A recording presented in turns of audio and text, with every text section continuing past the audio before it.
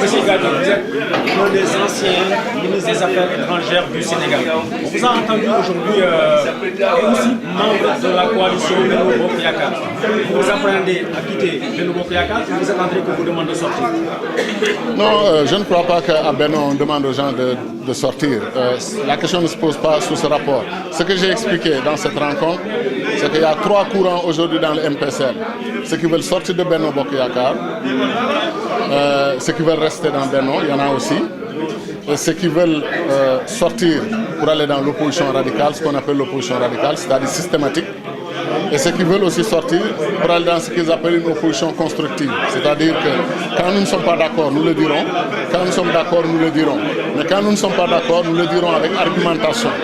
Pour que les Sénégalais sachent qu'il y a des gens qui peuvent s'opposer en donnant des arguments de pourquoi ils ne sont pas d'accord avec telle ou telle position.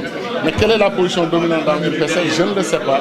Et je le saurai, Inch'Allah, très prochainement, parce qu'on en discute. Je disais que mon choix pour le docteur Gadio n'a pas été facile, mais donc j'ai côtoyé bon nombre de partis politiques et il se trouve que c'est celui qui incarne le plus mes valeurs. Voilà, et les valeurs de la République. Vous avez évoqué la question du terrorisme. On a vu que partout à l'international, la question du terrorisme a été gérée par la police. Et à vous écouter aujourd'hui, vous appelez à une armée nationale africaine pour combattre ce fléau. Est-ce qu'on n'est pas divers du traitement de cette question, qui est une question pratiquement traitée dans nos pays par la police? Par la police, mais parfois avec le secours de l'armée. Et les opérations militaires sur le terrain où évoluent les terroristes, ces opérations ne sont pas organisées par la police, mais c'est par l'armée.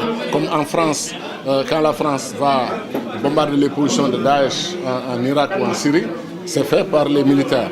C'est une question de défense nationale, c'est une question de sécurité nationale. La sécurité, c'est la police. Et en partie les forces de défense et de sécurité. La défense nationale, c'est l'armée, c'est clair. Mais chez nous, nous avons aussi la gendarmerie qui joue un rôle extrêmement important dans la sécurisation de la capitale Dakar et dans la sécurisation du territoire. Ce que j'ai dit, c'est qu'aucun pays africain pris individuellement, y compris les géants de l'Afrique, comme le Nigeria, ne peuvent régler seul le problème du terrorisme. Quand les États-Unis d'Amérique, la première puissance militaire du monde, forment une coalition de 62 pays, pour lutter contre le terrorisme, le Sénégal, le Mali, le Niger, etc., le Nigeria pris séparément ne peuvent pas prétendre lutter contre le terrorisme sans mutualiser leurs forces, sans coordonner les renseignements, coordonner leurs efforts. Et j'ai même proposé qu'on aille vers la forme des forces spéciales panafricaines, basées dans un même pays, avec le même entraînement, bien équipées, et des forces capables d'organiser la riposte de nos États. Parce que malheureusement, on est dans une posture où on reçoit les coups, et on n'a pas encore monté le dispositif qui nous permet aussi de gérer ce genre de situation et d'organiser la riposte, n'est-ce pas? Donc c'est ça que... L'objectif de Gadio, c'est de faire de ce mouvement le premier mouvement en France. Et il vous a pratiquement donné cette mission. Comment comptez-vous massifier le docteur national? Eh bien, comme je l'ai dit tout à l'heure devant son Excellence M. Gadio, donc c'est une mission très très difficile, mais à la fois facile à gérer parce que le MPCL, c'est pas que Awakaye, c'est toute une équipe derrière moi, c'est une famille, nous sommes unis et nous comptons mettre tout en œuvre et nous ne ménagerons aucun effort afin de parvenir à cette mission. Alors, quel appel vous lancez, par exemple, aux autres militants, des mouvements qui sont peut-être à la marge pour le moment? Eh bien, je tiens tout d'abord à saluer la diaspora sénégalaise. Parce que nous savons tous, en tant que membres de la diaspora, les difficultés que nous rencontrons au sein de la diaspora, au sein de nos pays respectifs et tout. Et je pense qu'aujourd'hui, M. Gadio est celui qui est à même de répondre à ces questions-là. Et je les invite tous autour d'une table, à l'union, à travailler ensemble, main dans la main, afin que cette mission soit possible. Quand vous parlez de réponse, vous parlez côté technique militaire, ce qui nous éloigne très de la judiciarisation de la question.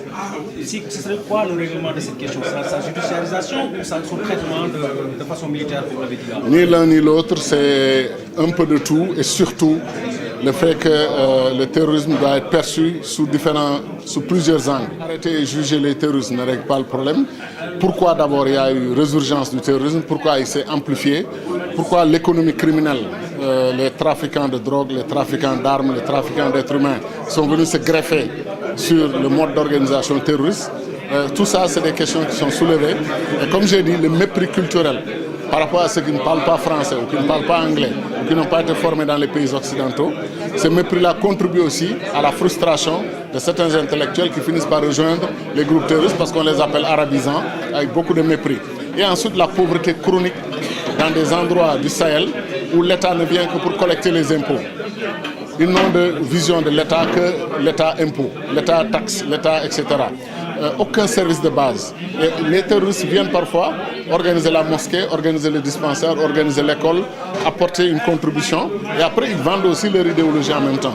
Donc la lutte contre le terrorisme va reposer d'une autre façon la lutte contre la pauvreté, la lutte contre le mépris culturel, n'est-ce pas, et la lutte contre l'économie criminelle. Donc c'est une question beaucoup plus large que de la réduire simplement à une question militaire ou à une question judiciaire. Question politique. La marche de Macky Sall. Vous avez toujours fait dans l'humanitaire. Ce virage-là, une femme qui était dans l'humanitaire, qui vient dans le monde politique, au monde de caïman, comme on dit généralement, est-ce que vous n'avez pas de crainte? Écoutez, il y a toujours une crainte quelque part, mais je pense que je suis quand même bien entourée. J'ai des dames autour de moi, j'ai des hommes, j'ai des femmes très très généreux et très dynamiques et qui sont prêtes à vraiment m'accompagner dans cette mission et je leur en suis très reconnaissante. Aller vers le pouvoir a commencé à manque la journée avec la diaspora. Aujourd'hui, votre démarche, est-ce que vous commencez la vôtre par la diaspora ou vous avez déjà commencé la marche par le Sénégal? C'est-à-dire que je n'ai pas imité la marche de quelqu'un, comment il avait fait pour arriver au pouvoir. Dieu m'indiquera, parce que c'est Dieu qui inspire celui qui doit marcher vers le pouvoir. Moi, je dis toujours que ce sont les êtres humains qui votent, mais c'est Dieu qui élit. Et Dieu connaît le prochain président du Sénégal. Et j'espère de tout cœur qu'il pense à moi parmi ses options. Et ce serait une bonne chose. Maintenant, j'ai dit que la marche, la diaspora, pour moi, était essentielle dans la conquête du pouvoir dans notre pays et surtout dans la conquête de l'unité de l'Afrique et du développement de l'Afrique. On ne peut rien faire en Afrique sans la diaspora. Il faut que les gens comprennent que ce n'est pas un choix, ce n'est pas une option, c'est une conditionnalité de la renaissance africaine, du développement de l'Afrique, d'accepter que la diaspora a un rôle important, voire essentiel à jouer. On ne formera jamais autant de cadres que de cadres existants aujourd'hui dans la diaspora. C'est une perte de temps que de vouloir engloutir des milliards dans l'éducation si on ignore le potentiel, la richesse qu'on a dans la diaspora et qui est une richesse disponible pour l'Afrique, prête à aider le continent, prête à aider le Sénégal. Donc c'est très bien, je reviendrai plusieurs fois, notre parti a l'ambition d'être le premier parti de la diaspora. On nous jugera dans les 3 prochaines années et on verra ce qu'on arrivera à réaliser.